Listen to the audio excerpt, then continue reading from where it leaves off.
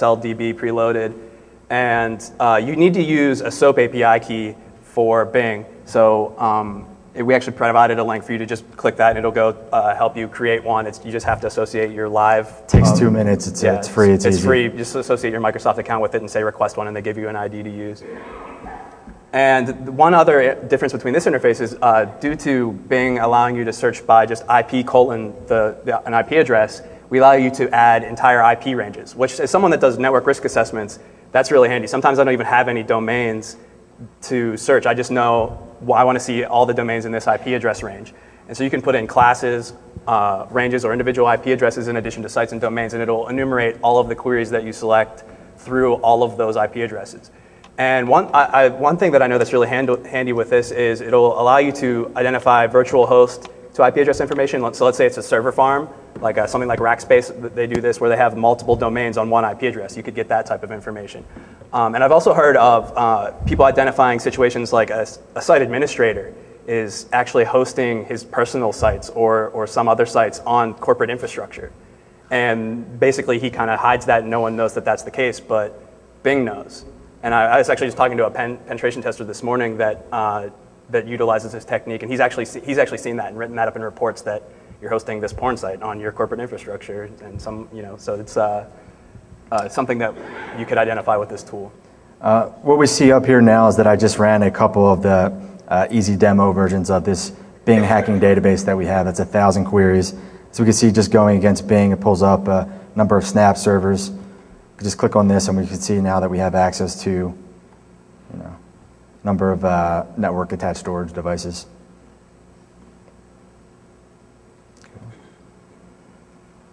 Any questions about this interface? Cool. This isn't up on the website yet, but it will be by the end of the week. Or you'll be able to download it.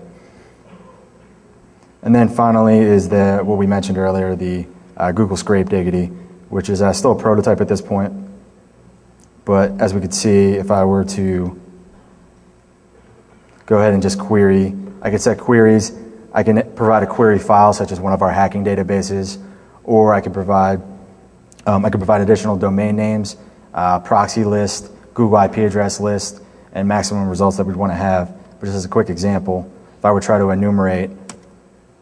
Yeah, and if you're going to be using this, you're going to end up dumping thousands of results from Google, so you might need to write another program to analyze those results unless you have an entire army of people to read through them.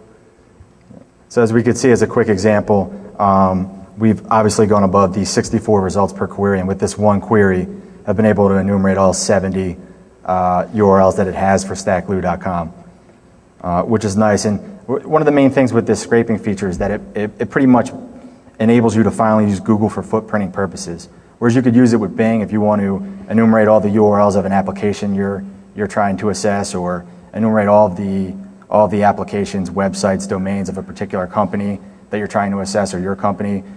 Limited to 64 results per query pretty much made it impossible for you to do any footprinting from a Google perspective. But with this, you get up to 1,000 results per query. Makes it a little more possible.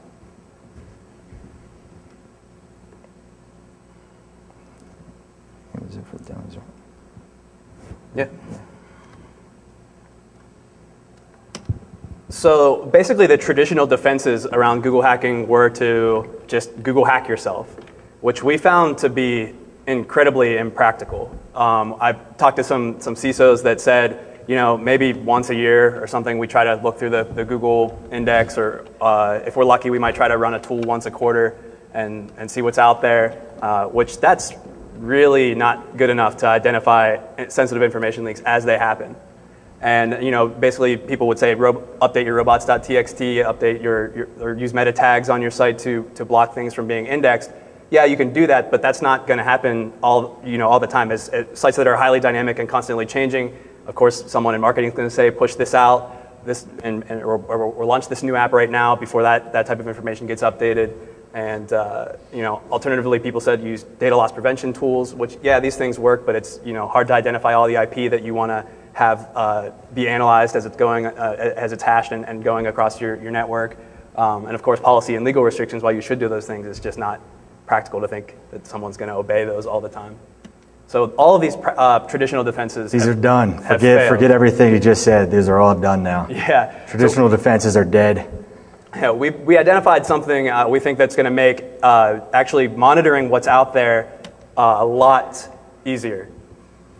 Protect your neck. Protect your neck, fool. Yeah, like we said, these tools existed, but they weren't convenient. They didn't have real-time updates. They didn't give multi-engine results. You didn't have any kind of historical ability to analyze what had happened historically. So like even our interface that we wrote just now, you can run it, but it doesn't tell you maybe what existed last week or the week before that. And being able to do multi-domain searching and monitoring is key. And so now I would like to present to you Google Hack Alerts and Bing Hack Alerts. How many people in here are familiar with Google Alerts, the application? Do you guys use that? Google Alerts? Yeah, it's basically cron for Google. It lets you enter in search queries, and then it allows you to set how often you want to be updated. And you can set, one of the options is as soon as something happens, or as soon as there's new content in the index, update me. And typically, I think, do most people here use it to get email alerts? Maybe you have email alerts on your company name or something, you want to see what's going on in the news. Or if you're vain and just put your own name in there to see what's going on in the internet. Really narcissistic. But, yeah. But basically, what we did was we imported the entire Google hacking database, Foundstone database, and our new database into Google Alerts. So we're looking at over 2,300 queries that we're getting real-time updates as they happen. And we also set it to be via RSS feed. And then imported all those RSS feeds into our Google Reader, which is fully searchable, is cached, and getting, we looked at the Google Trends in Google Reader, and it was getting over 3,000 updates a day. So you're monitoring the entire web at this point for things like vulnerabilities that maybe are disclosed through error messages or sensitive information leaks. Here we see a pretty good example of one that I starred. James Bond needs help. If you go to mi6.co.uk for James Bond's website, where they sell 007 merchandise, you can see here that it's dumping MySQL error messages to the page. And it's in our RSS feed, are given a convenient little snippet of that and sent directly to us. Yeah, and one great thing about this being cached and being able to keep this, persist this information that this was identified. Let's say that some users started complaining. They're trying to buy the James Bond 007 series on DVD, or they're trying to buy T-shirts from this website. They're saying, I keep getting this error message that says MySQL, blah, blah, blah. And so the developers go and they just hide that error message. Now the SQL injection is not fixed. It just becomes blind SQL injection.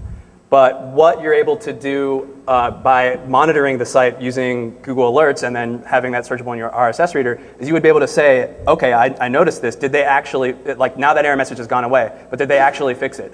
We now have the URL and the parameter to test to identify that. And that's something that with traditional Google hacking techniques of Google hack yourself, you wouldn't notice that. That would maybe if they, in the timeline of when you ran your first scan versus your next scan, they might have, things might have been there that were worth seeing and then gone away. But now you can always actively be monitoring it.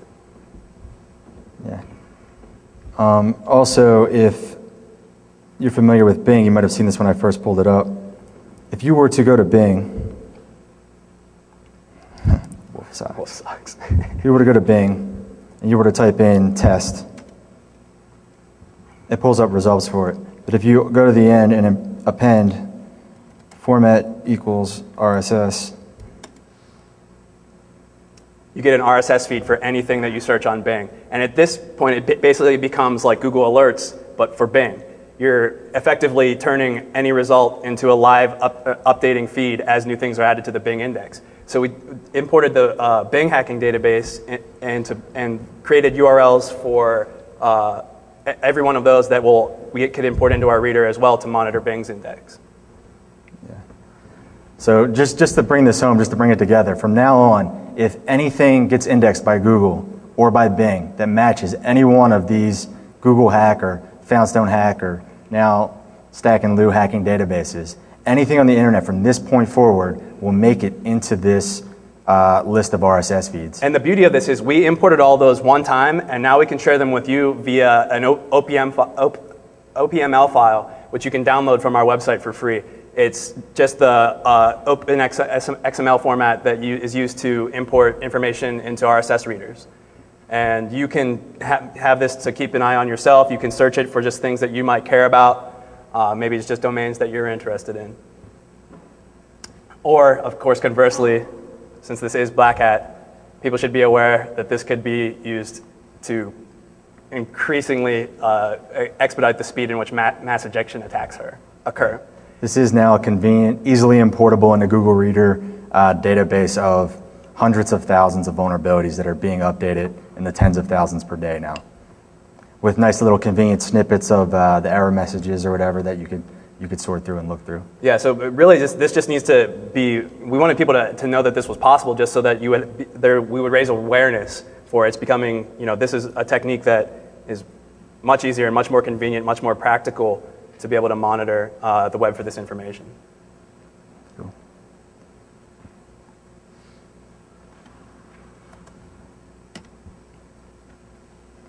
And this is just going over just what we mentioned, just setting up Google hacking alerts, setting them to be RSS feeds, letting us know as it happens, as we could see. James Bond's in trouble. And we're up to almost 1,000 Bing hack queries at this point being fed to us. And finally, in case you're not interested in just looking at every single new vulnerability on the internet that is indexed by Google or Bing, you might just be interested in, the few domains belonging to the company you are charged with securing. For that, we'll also be releasing through our website. We've built a Google desktop gadget that you can import that takes all of these RSS feeds as inputs and allows you to specify one or more domains or sites that you're interested in monitoring. And if any of those feeds match any of the sites that you're protecting, it'll generate a nice little pop-up in the system tray for you to let you know. So, also coming soon, it's in development now, will be soon. If bringing it to your desktop isn't enough, if you've got to have Google and BingDiggity alerts at all times, we'll be having a Droid app that'll actually allow you again to set these filters and be generated on your phone for alerts if something matches that.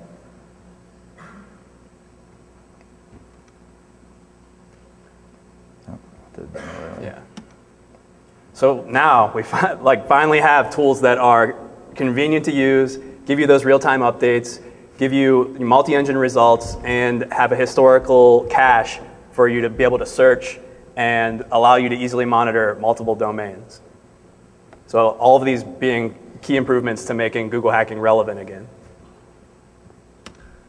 Now, that's just the tip of the iceberg. Google has been coming out with applications every other month. They're buying companies, they're converting those companies into new applications that are available for free. With their wealth of information, they're just slapping new interfaces on to things that I find extremely interesting. And this gives us all the more reason to continue to develop Google hacking techniques and to develop ways to mine this information, both from a defense perspective, but also to be aware of where the areas are that can be attacked. And so there's things like Google Health. Google Health is going to start mining healthcare information. There's going to be insights for search. I don't know if I've been hearing a lot of people at this conference talk about it, and I didn't realize that a lot of people knew about it, but there's Google Research published a paper on monitoring the information that is the zeitgeist, basically the trends of what people are searching to predict the stock market and predict the economy. And some of the examples that they used are really easy to kind of see the correlation. So if you see that this month people are searching Ford more, there's a good chance that whenever people are buying cars, they're researching what Ford car they want to buy. And so they kind of predicted that profits were going to go up next quarter for Ford. And conversely, the same thing worked with other companies where it was merchandise and large ticket items for sale. How many of you guys feel comfortable with the fact of that Google's going to be indexing your healthcare information? You see Google Health there in the middle on the right. You guys are cool with that? Sure, fine. Yeah. So one thing that we identified as well is that there's opportunities for spear phishing people. So like using Google tools to find things like Eric Schmidt's phone number. And there's all kinds of opportunities when you're mining information, of course, from social networking sites. I know a lot of people there's another talk at this conference covering that. And so we see that Google's getting more into this arena and being able to make it easier to find that type of